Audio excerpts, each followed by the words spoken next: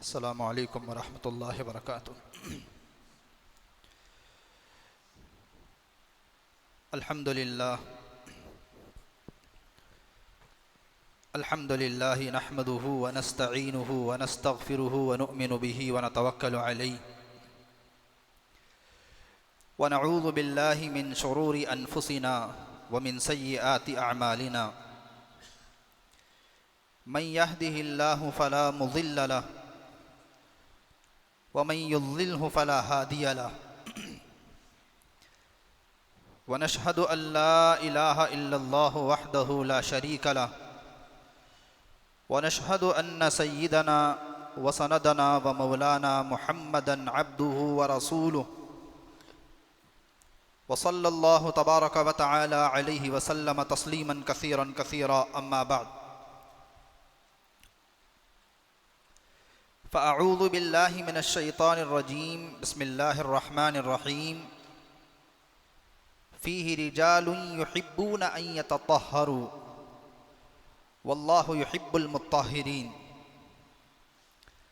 वक़ाल तआला फ़ी मौज़िइन आख़र इन्नल्लाह युहिब्बुत तव्वाबीन व युहिब्बुल मुततह्हिरीन। वक़ाल अल्लाहु अज़्ज़ व जल या अय्युहल मुद्दस्सिर क़ुम फ़अन्दिर व रब्बक फ़कब्बिर व सियाबक फ़तह्हिर।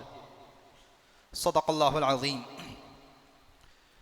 वक़ाल अन्नबिय्यु सल्लल्लाहु अलैहि वसल्लम अत्तहूरु शत्रुल ईमान। वक़ाल अलैहि अस्सलातु वस्सलाम अत्तहूरु निस्फ़ुल ईमान फ़ी मौज़िइन आख़र औ कमा क़ाल अलैहिमुस्सलातु वत्तस्लीम। मेरा मोहतरम अज़ीज़ दोस्तों, बुज़ुर्गों और नौजवान साथियों,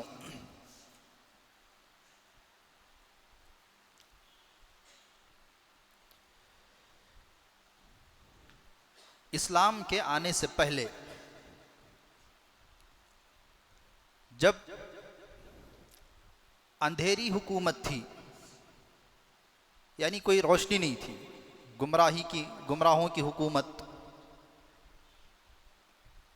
तो उस दौर में पाकी सफाई को,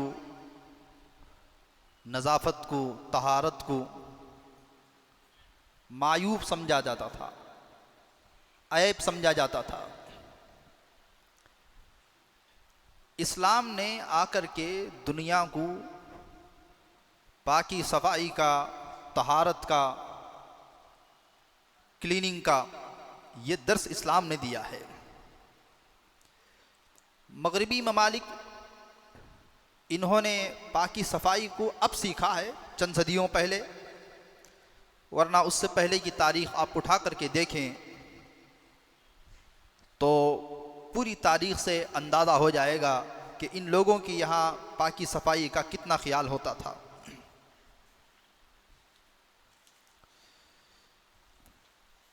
इस बात से अंदाज़ा लगाएं,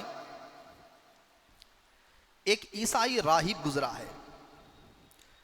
ईसाई राहिब के माने ईसाई आलिम, ईसाइयों में आलिम, मुफ्ती साहब, मजहबी आदमी, बुज़ुर्ग।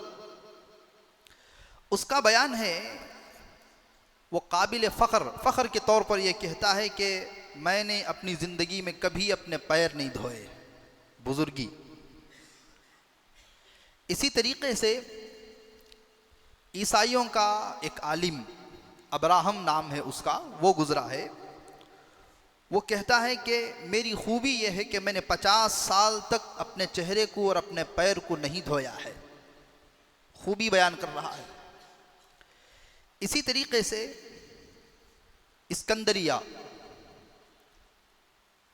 तो वहाँ एक राहिब गुज़रा है। उसने देखा कि ईसाई गुस्ल करने पर उतर आए हैं, पानी नहा रहे हैं, चेहरा धो रहे हैं। तो उसने बड़ा ताज्जुब किया और कहा कि ये कब से ईसाई जो है पानी के इस्तेमाल को और चेहरा धोने को, गुस्ल करने को हलाल समझने लगे। हम तो चेहरे पर पानी डालना बार बार और गुस्ल करना तो उसको तो हराम समझते थे। और आगे चलिए, पापाए रोम ने यूं समझ लीजिए कि रोम के मुफ्ती साहब ने, ये हमारे मुफ्ती साहब नहीं, ईसाइयों के मुफ्ती साहब बोल रहा हूँ, जर्मनी के एक बादशाह को काफिर कहा, यानी वो ईसाइयत से बाहर है। वजह उसकी ये बतलाई कि वो रोजाना गुस्ल करता है। इसके बाद 1478 ईस्वी में इसने एक मजहबी कानून बनाया, पापाए रोम ने, कि जितने आदमी रोजाना गुस्ल करते हैं उनको पकड़ करके लाया जाए, उनको सजा दी जाएगी, वरना ये लोग दुनिया के अंदर नहूसत फैलाने का जरिया बनेंगे। अब लोग जो है चलने लगे, फिरने लगे। जो भी रोजाना गुस्ल करता है, 1 साल में 2000 लोगों को जिंदा जला दिया गया और 70,000 को कैद कर लिया गया। अब 70,000 वो थोड़ा बड़े लेवल के आदमी थे। इसी तरीके से अंदलुस में जब इस्लामी सल्तनत का सूरज गुरूब हुआ और हुकूमत उनके पास गई, तो जितने हम्माम थे सारे हम्माम को गवर्नमेंट ने बंद करवा दिया कि ये क्या तरीका है, पानी इतना वेस्ट किया जाता है, इतना बहाया जाता है। और वहाँ के गवर्नर को इसलिए गवर्नरी से माजूल कर दिया गया कि ये रोजाना हाथ पैर मुंह धोता है। ये कोई मजाक की बात नहीं है, दिल लगी की बात नहीं है। तो इस्लाम एक ऐसा वाहिद मजहब है कि जिसने, बल्कि आदमी जब इस्लाम लाता है तो सबसे पहली चीज़ उसके लिए तहारत का हुक्म दिया जाता है। चुनांचे दसियों सहाबा के ऐसे वाक़यात आपने पढ़े भी होंगे, सुने भी होंगे कि वो जैसे ही इस्लाम लाए सबसे पहले उनको गुस्ल करवाया गया, बाद में कलमे शहादत पढ़ाया गया।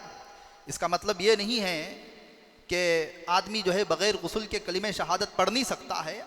उसके आदाब का लिहाज रखते हुए कुरान उसके बाद में उनके हाथ में दिया गया। तो हमारे यहाँ तो इस्लाम के बाद, ईमान के बाद सबसे पहली चीज़ तो तहारत और पाकी सफाई है।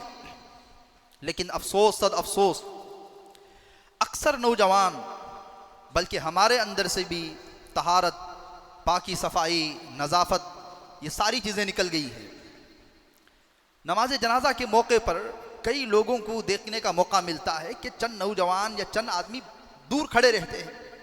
अगर उनसे पूछा जाए कि भाई नमाज जनाजा में आप शामिल हो जाएं, तो कहते हैं कि हज़रत पाकी नहीं है। ला हौल वला कुव्वता इल्ला बिल्लाह। क्या मुसलमान कभी बग़ैर गुस्ल के बाहर चलेगा फिरेगा? कितने नौजवान ऐसे हैं जो रात में उनका गुस्ल टूट गया, गैर शादीशुदा हैं तो एहतलाम हो गया, शादीशुदा हैं तो बीवी से मुलाकात की और पूरा दिन दुकान में बैठे हुए हैं, फिर रहे हैं। अगर उनको मस्जिद को बुलाया जाए या उनको कुरान पढ़ने का या कुरान छूने का कहा जाए, तब कहते हैं कि नहीं, पाकी नहीं है, असल में पाक नहीं है। नबी करीम सल्लल्लाहु अलैहि वसल्लम ने इरशाद फरमाया, जिस घर में नापाक मर्द या नापाक औरत रहती है उस घर में फरिश्ते दाखिल नहीं होते। औरतों में भी यह नहुसत है। कभी कभी कहीं कहीं मर्द फजर में नहा लिए, सुबह में नहा लिए, औरत एक तो रात में सोती लेट है और सुबह उठती भी लेट है, और उठते ही उसे जो है बच्चों को नाश्ता बनवाना है, स्कूल को भेजना है, दूसरे काम करना है। तो अब ये शाम तक नापाकी की हालत में रहेगी। कभी कभी पूरा दिन गुजर जाएगा, दूसरा दिन आ जाएगा, दूसरे दिन से तीसरा दिन आ जाएगा, लेकिन हमें फुर्सत कहाँ है इनका ख्याल करने की घरों में। इस वजह से एक साहब ने, एक आलिम दीन ने हाल ही में अपने बयान के अंदर ये कहा कि हमारे मर्दों की हालत तो मुर्दों की तरह है, मुर्दे हो गए हैं। हमारे मर्दों की हालत मुर्दों की सी है, ये ज़िंदगी मुर्दों की तरह जी रहे हैं, मर्दों की तरह नहीं जी रहे हैं। एहसास भी मर गया है, सब कुछ मर गया है। तो अज़ीज़ दोस्तों, बुज़ुर्गों, अल्लाह रब्बुल इज़्ज़त ने कुरान मजीद के अंदर, बल्कि दूसरी जो वही नाजिल हुई है, पहली वही तो इक़रा बिस्मि रब्बिकल्लज़ी खलक़ खलक़ल इंसाना मिन अलक़।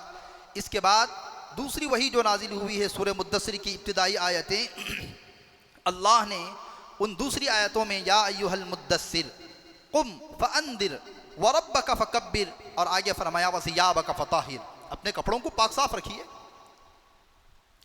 बुखारी शरीफ की रिवायत है, नबी करीम सल्लल्लाहु अलैहि वसल्लम जो है सवारी पर सवार होकर के जा रहे थे।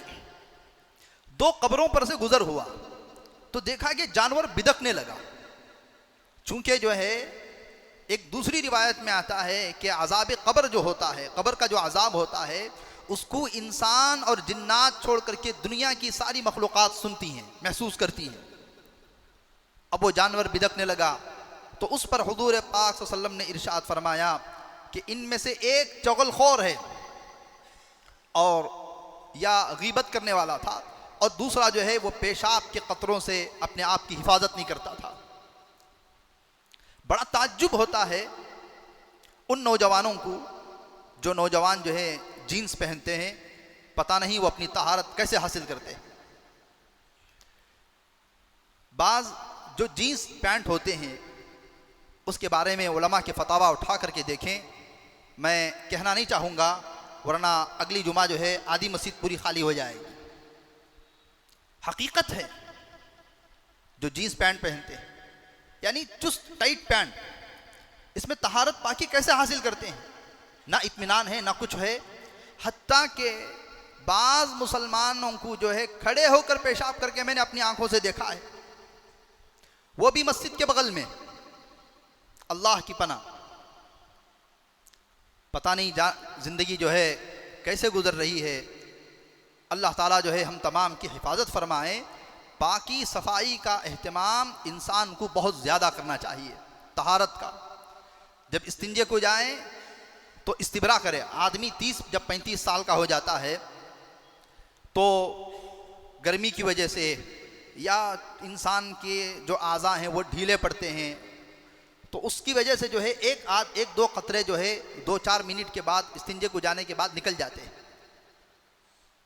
उसको मुकम्मल इत्मीनान के साथ आदमी खड़े होकर के इस्तिबरा करे, थोड़ा आगे पीछे हो, थोड़ा पेट नीचे का पकड़ करके हिलाए, फिर ज़ोर से खंगारे, अच्छी तरीके से पूरा कतरा निकाले। क्योंकि एक कतरा भी अगर पेशाब का पड़ गया, मस्जिद तो दूर बैतुल्लाह के अंदर भी जाकर के नमाज पढ़ेंगे, नमाज कबूल होना तो दूर, नमाज जो है अदा भी नहीं होगी। नमाज अदा ही नहीं होगी तो कबूल कहाँ से होगी? ये सब क्या चीज़ें, मामूली चीज़ें हैं जिसे हम बेकार समझ रहे हैं। 2 मिनट में इस्तिंजा करके नौजवान उठ करके आ जाते हैं। पेशाब के कतरों का कोई अंदेशा नहीं, कोई अंदाज़ा नहीं। या घर के हम्माम हैं, छोटे बच्चे भी रहते हैं। छोटे बच्चे जब इस्तिंजा को जाते हैं तो हम्माम में कहाँ पेशाब करते हैं? अगर पेशाब वहीं पड़ा रहा तो वज़ू के लिए नल खोला तो पूरे पेशाब के कतरे, पूरे पेशाब के छींटे कपड़े पर आ गए। ना मस्तूरात में इसका अहतमाम है, ना मर्दों में इसका अहतमाम है, ना कपड़े धोना मस्तूरात जानती हैं। कोई पाकी सफाई का अहतमाम तो कोई जानते ही नहीं है। घर की मस्तूरात को भी पाकी सफाई का जो है एक नज़म, एक तरतीब, एक सिस्टम बताना चाहिए। वॉशिंग मशीन में आजकल जो है कपड़े धोने का दौर है, वही जुब्बा भी उसी में, अंडरवेयर भी उसी में। और आजकल की अल्लाह ताला इतनी सुस्ती काहली से हिफाजत फरमाए। बाज़ घरों में ये देखा गया कि छोटे बच्चों के जो फालियाँ होती हैं, छोटे कपड़े होते हैं, वो भी वॉशिंग मशीन में धो देते हैं। कम से कम पाक साफ कपड़े तो वॉशिंग मशीन में धो दिए, छोटे कपड़े जिसमें पेशाब पाखाना लगा रहता है अपने हाथ से धो देना चाहिए, वो भी वॉशिंग मशीन में धोते हैं। हालांकि होना ये चाहिए कि अगर किसी के घर में बच्चे ज़्यादा हों तो 2 वॉशिंग मशीन रखें, एक में बड़ों के कपड़े धुलेंगे और एक में बच्चों के। सिर्फ बच्चे तो कोई एहतियात नहीं करते हैं, बच्चों को क्या मालूम होता है, अल्लाह ने भी उनको माफ़ कर रखा है। हालांकि माँ बाप को उनको सिखाना चाहिए कि पाकी किसे कहते हैं, इस्तिंजा किसे कहते हैं, पानी कैसे डाला जाता है, और बचपन से पाकी सफाई का निज़ाम बताना चाहिए। घर के इस्तिंजा खाने साफ़ रखना चाहिए। घर में अगर 3 या 4 बच्चे हैं, समझदार हैं, समझदार हो गए, 10-12 साल के हो गए, 9 साल के हो गए, तो अल्लाह के लिए हफ्ते में 2 मरतबा, 1 मरतबा बच्चों की इस्तिंजा खाना धोने की तरतीब और निज़ाम बनाएं। कहें कि नहीं बेटा आप ही को धोना पड़ेगा। 1 महीना 2 महीना खड़े होकर के उनको फिनाइल डालना, उनको एसिड डालना सिखाएं, वरना बच्चे हैं। अगर एसिड ज़्यादा नुकसान है तो फिनाइल डालना सिखाएं कि कितना डाला जाता है, कैसे धोया जाता है। इससे उनका दिल भी साफ़ होगा, उनकी अना भी मरेगी और आगे चल करके वो पाक साफ रहने वाले भी बन जाएंगे। ना घर साफ़ हैं, ना हमारे मसाजिद साफ़ हैं। हमारी मसाजिद के इस्तिंजा खाने जाकर के देखें, अल्लाह की पनाह जो है क्या नमाज को आएंगे, इस्तिंजा खाने तो जाने दिल नहीं करता है। मगर ये कि 2-4 मसाजिद शहर की ऐसे होंगे जहाँ पर जो है बड़ा एहतमाम किया जाता हो इस्तिंजा खाने साफ़ करने का, वरना तो 90% मसाजिद के इस्तिंजा खाने जो है, जो इस्लाम पाकी सफाई का दर्स देता है, और मसाजिद दीन के और इस्लाम के फैलने का जरिया और गढ़ हैं, वहाँ आकर के ये लोग इस्तिंजा खाने देख लें तो अल्लाह की पनाह। और जिम्मेदारान मसाजिद चंद पैसे ज़्यादा खर्च हो जाएं, किसी एक ऐसे इंसान को मुकर्रर करें जो है इस्तिंजा खाने की रोज़ाना 5 मरतबा नहीं तो 2 मरतबा कम से कम जो है सफाई होना चाहिए। मस्जिद में लोग ज़्यादा आते जाते हैं, घर के मुकाबले में वहाँ सफाई की ज़्यादा ज़रूरत पड़ती है। एक तो जिम्मेदारों से ये गुजारिश है, दूसरा हमारी जिम्मेदारी ये है कि इस्तिंजा खानों को हम गंदा ना करें। इस्तिंजा खाने जो है क्या खाने और पीने की जगह है कि उसमें गुटखा भी खाया जा रहा है, पान भी खाया जा रहा है, सिगरेट भी पी जा रही है। अच्छा, एक जगह पर मैंने एक जिम्मेदार से कहा कि भाई मस्जिद के इस्तिंजा खाने बड़े गंदे हैं, तो वो साहब कहने लगे कि हज़रत हमने जानबूझ करके रखा है। ये कौन सी बात है, अजीब बात है। कहा हज़रत इस्तिंजा खाने साफ़ रखे तो आजकल नौजवान आधा घंटा बैठते हैं फ़ोन लेकर के, अगर गंदा हो तो जल्दी बाहर आ जाएंगे। मैंने कहा ये गलत बात है, ये उसका तरीक़ा नहीं है।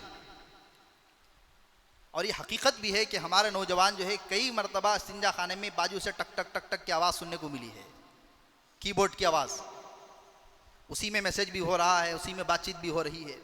तो अलगर्ज़ अज़ीज़ दोस्तों बुज़ुर्गों, नज़ाफ़त, पाकी सफ़ाई, इस्लाम अत्तहूर शतरुल ईमान, पाकी सफ़ाई आधा ईमान है।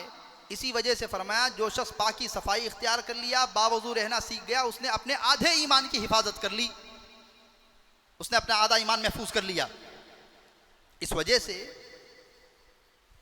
बातें अमल करने के लिए कही जाती हैं। एक दौर तो वो था कि इंसान एक चीज़ ठान लेता तो पूरी ज़िंदगी उस पर अमल करता। ऐसा नहीं है कि एक कान से सुन रहे हैं दूसरे कान से जा रहे हैं, कोई एक चीज़ ठान लिए, तय कर लिए तो पूरी ज़िंदगी उस पर अमल करना। एक वाक़या याद आ गया, हातिम असम एक बहुत बड़े अल्लाह वाले हैं। असल में असम के माने बोड़े क्या आते हैं, बहरे क्या आते हैं। एक मर्तबा मुफ्ती साहब थे, मजलिस लगती थी मसले बताने की, तो एक बूढ़ी खातून जो है मसला पूछने के लिए आ गई। अब उसका पेट ख़राब था या वो कमज़ोर थी,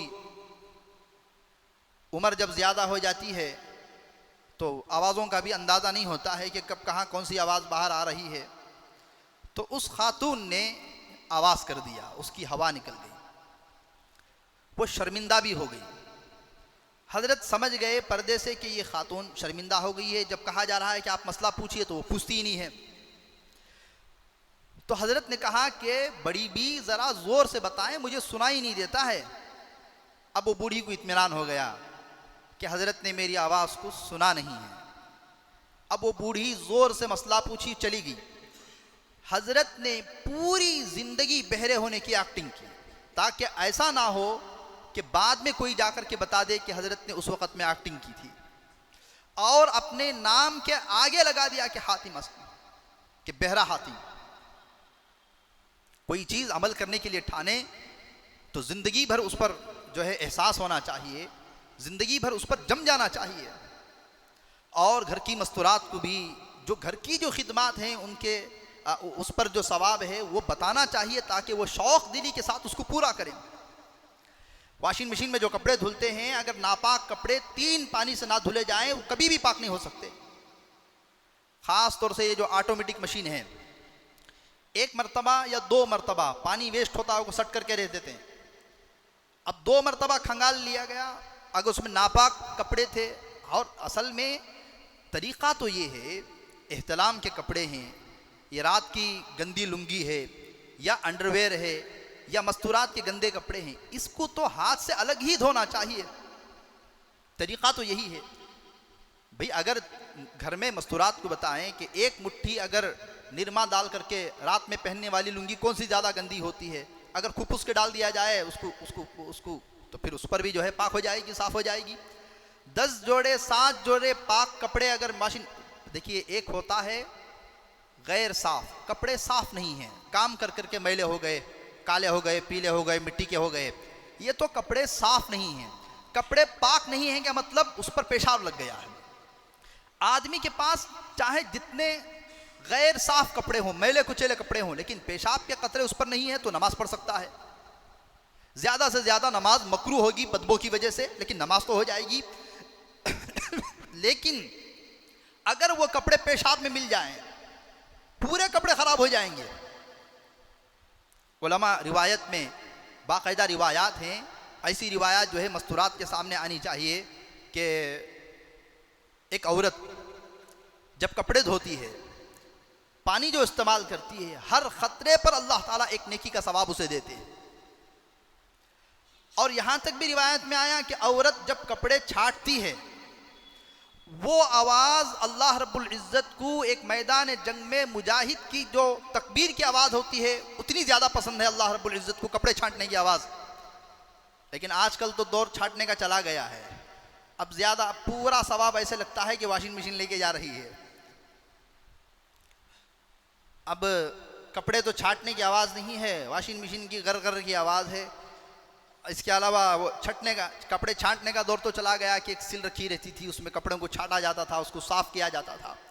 और औरत ले जा करके कपड़े, अच्छा शायद ये काम अगर मर्द करे तो मर्द को भी फजीलत हासिल है, मर्द भी अगर धोएंगे तो यकीनन जो है मर्द को भी फजीलत हासिल है। अगर ले जा करके कपड़े सूखने के लिए डाल दिए जाए तो धूप की जो शुआएं पड़ती है ना, वो शुआएं भी उस औरत के लिए मग़फ़िरत की दुआएं करती हैं।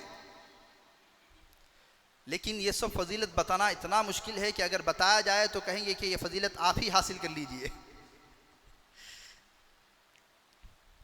इस वजह से पाकी सफाई का बहुत ही इंतहाई जो है नाजुक एहतमाम होना चाहिए। ना जिस बेड पे सो रहे हैं वो बेड पाक है, ना जो कंबल ओढ़ रहे हैं ना वो कंबल पाक है, ना पैजामा पाक है, कोई चीज़ पाक साफ नहीं है। पता नहीं ज़िंदगी कैसे गुजरती है। पाकी सफाई से अल्लाह का कुर्ब हासिल होता है और दिलो दिमाग को भी ताकत और क़ुव्वत मिलती है। बल्कि पाकी सफाई के बाद आदमी को तो ज़िंदगी में हमेशा बावजू रहना चाहिए, ये उसका एक अगला स्टेप है। हुज़ूर पाक सल्लल्लाहु अलैहि वसल्लम से सहाबा किराम रिदवानुल्लाहि अलैहिम अजमईन ने सवाल किया कि या रसूल अल्लाह, कल क़यामत के दिन जो है इतनी सारी उम्मतें होंगी, आप अपनी उम्मत को कैसे पहचानेंगे? अल्लाह के नबी अलैहिस्सलातु वस्सलाम ने फरमाया, मैं मेरी उम्मत को वज़ू के जो आज़ा हैं वो चमकेंगे तो मैं उससे पहचानूंगा। चेहरा है, हाथ है, पैर है, इससे रोशनी फूटेगी कल क़यामत के दिन। जब आप मेराज पर तशरीफ़ ले गए थे और आए हैं तो हज़रत बिलाल रज़ी अल्लाह अन्हु को अल्लाह के नबी अलैहिस्सलातु वस्सलाम ने बुलाया और कहा कि बिलाल, ऐसा तुम्हारा कौन सा अमल है कि मैंने तुम्हारे कदमों की आवाज़ मेरे से आगे सुनी है? हज़रत बिलाल ने फरमाया, या रसूल अल्लाह, जब भी वज़ू टूटता है मैं फ़ौरन वज़ू कर लेता हूँ। इसी वजह से रिवायत में अल्लाह के नबी अलैहिस्सलातु वस्सलाम ने इरशाद फरमाया, जो वज़ू के साथ जिसकी मौत आई उसने शहादत की मौत मरी, वो शहीद मरा। ज़िंदगी में अगर वज़ू का मामूल रहेगा, अल्लाह ताला मरते वक़्त भी वज़ू की तौफ़ीक़ देंगे। आम तौर पर मैंने गालिबन इससे पहले भी कहा था, अब शायद मुझे कहना चाहिए या नहीं कहना चाहिए, मेरे वालिद मरहूम के अंदर मैंने 3 आदतें देखी थी। एक, वो जवानी से तहज्जुद के पाबंद थे। दूसरा, हमारे घर से मालूम कर सकते हैं, वज़ू टूटते ही फ़ौरन वज़ू बनाते थे। और तीसरी चीज़ जो है, हमेशा जिक्र करते थे, जिस दिन हमारे वालिद का इंतकाल हुआ उस दिन भी आपने तहज्जुद पढ़ी है। और इंतकाल किस हालत में हुआ? वज़ू बना करके आकर के बैठे हुए थे, हाथ में तस्बीह थी, नीचे गिरे। जब मैंने चेहरा उठाया तो दाढ़ी में वज़ू का पानी था और हाथ से वज़ू की तस्बीह छूटी थी। तीनों चीज़ें मरते वक्त में नसीब हुई थी। ये मामूली चीज़ नहीं है। आदमी अगर रात में बावज़ू सोता है तो सुबह तक फरिश्ते उसके लिए दुआएं करते हैं, लेकिन किसको बावज़ू सोने की फुर्सत है? और कौन बावज़ू रहना चाहता है? बावज़ू रहना ईमान वाले के लिए एक हथियार है, हमेशा उसके साथ में हथियार है। शैतान उस पर हमला नहीं कर सकता है, कई गुनाहों से वो महफूज रहता है। ना हमें हत्ता के वज़ू तक हमें सीधा नहीं करना आता है, बावज़ू कहाँ से रहेंगे। वज़ू भी इत्मीनान के साथ, पूरे वक़ार के साथ इंसान को करना चाहिए। ना वज़ू की दुआ पढ़ना आता है, ना वज़ू का एहतमाम आता है, ना तहारत, ना नज़ाफ़त, ना पाकी, ना सफाई, कोई चीज़ हमारे अंदर नहीं है। वज़ू हम मामूली समझते हैं। वज़ू जब इंसान करता है तो वज़ू शुरू करने की 3 या 4 दुआएं आई हैं।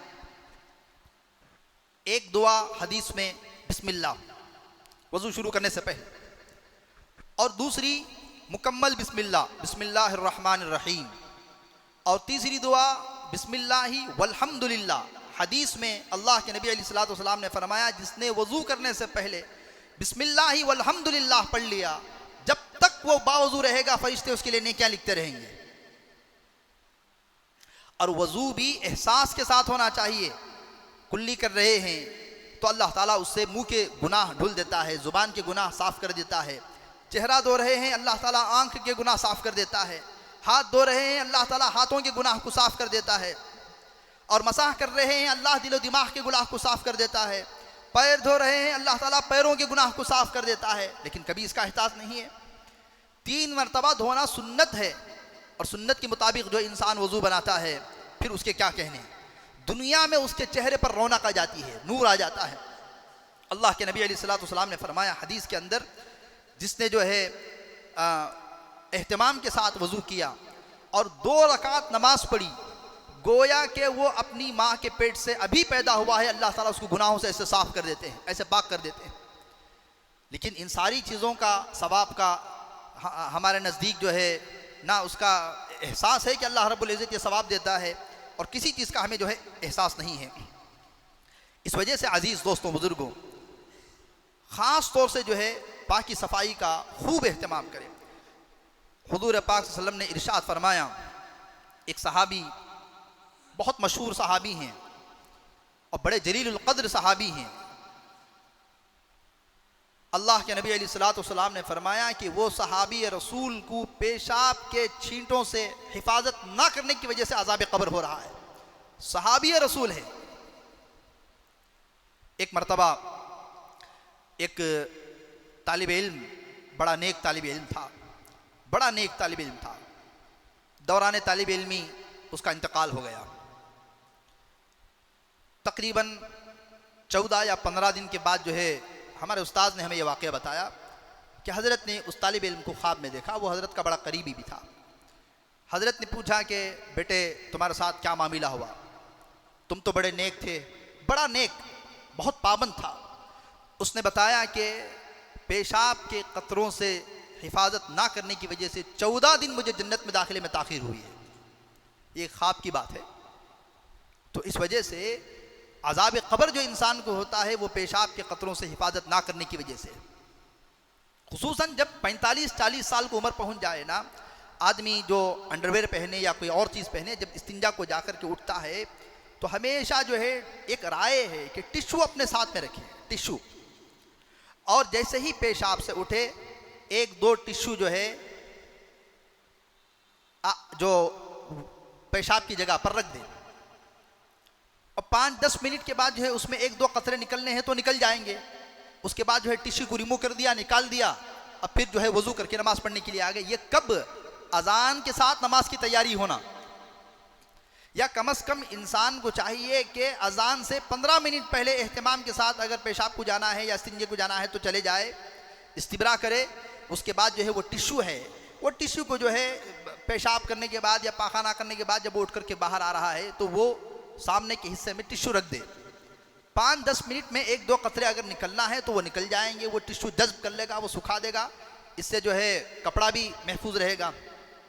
मेरे उस्ताद मोहतरम ने एक वाक़या सुनाया, हज़रत मौलाना मुफ्ती सईद साहब पालनपुरी नव्वरल्लाहु मरक़दहू ने, कि एक मरतबा हज़रत जो है एक बयान में बैठे थे, एक आलिम दीन, एक मौलाना का बयान हो रहा था।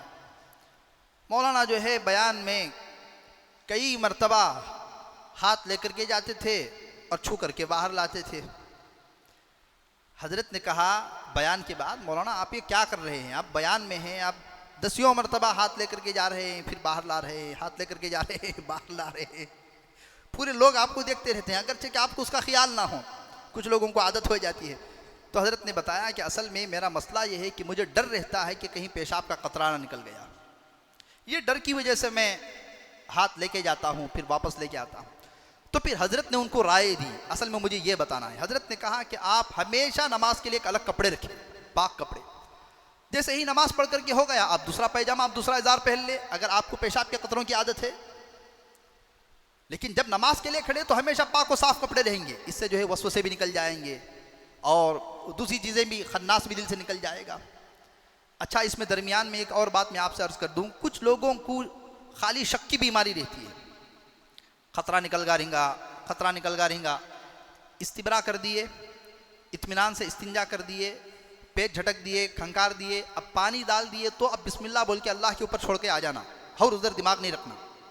लेकिन ये कब, ये किच एक बार उड़ गए नवे, इस्तिबरा करने के बाद, खंकारने के बाद, अच्छी तरीके से उसको धोने के बाद आ गए, फिर उसकी तरफ तवज्जो नहीं। अब उसके बाद पेशाब का कतरा निकला, ये वसवसा है। इतना यकीन होना 100% निकला भी, अगर मुझे कसम खाओ तो मैं कसम खाने के लिए तैयार हूं, तब बोले निकल को है सो, ये मेरी बात नहीं है।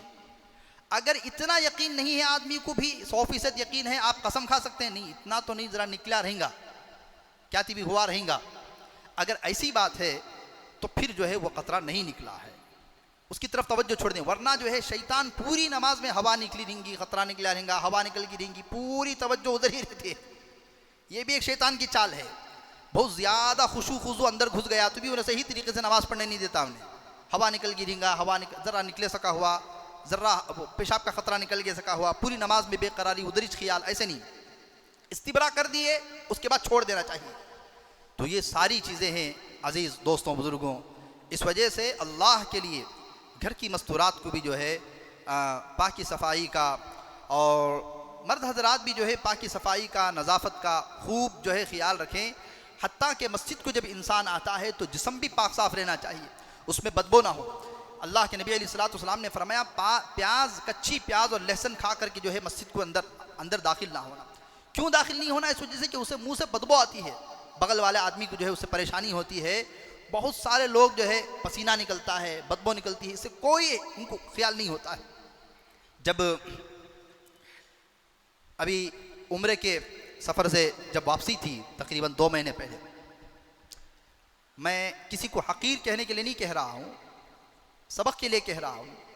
मुसलमान ही था, एक नौजवान जो है वो फ्लाइट में मेरे बाजू आकर के बैठा।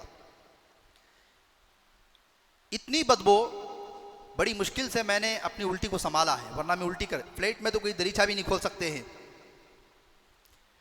मुसलमान हैं भाई, पानी डालने का एहतमाम करो ना, क्यों किसी को तकलीफ देते हो? नमाज में आकर के कोई इंसान खड़ा हो गया, अब फिर पसीने की बदबू है, मकरूह है बदबू के साथ जो है नमाज पढ़ना। ये तो सिर्फ बदन की सफाई और वज़ू के लिए मैंने इतनी बातें कही, अभी मुकम्मल वज़ू भी इसमें बयान नहीं किया गया, वक्त हो गया है। वरना जो है हमारी गलियों का क्या हाल है, हमारे महलों का क्या हाल है, और हमारे घर के बरामदों का क्या हाल है, ये अल्लाह की पनाह। हिंदुस्तान तो दूर, हमारे दोस्त आए थे इंग्लैंड से, उन्होंने बताया कि इंग्लैंड के अंदर भी जहाँ मुसलमान ज़्यादा बसते हैं इलाकों में, वो घुसते ही पता चल जाता है कि मुसलमान ज़्यादा बसते हैं। नहीं, यहाँ तो छोड़ो, मैं समझा था खाली हिंदुस्तान के अंदर को, एरिया खुद बता देती ना किसके एरिया हैं उनको। अब इसमें दोनों तरफ से नुकसान हैं।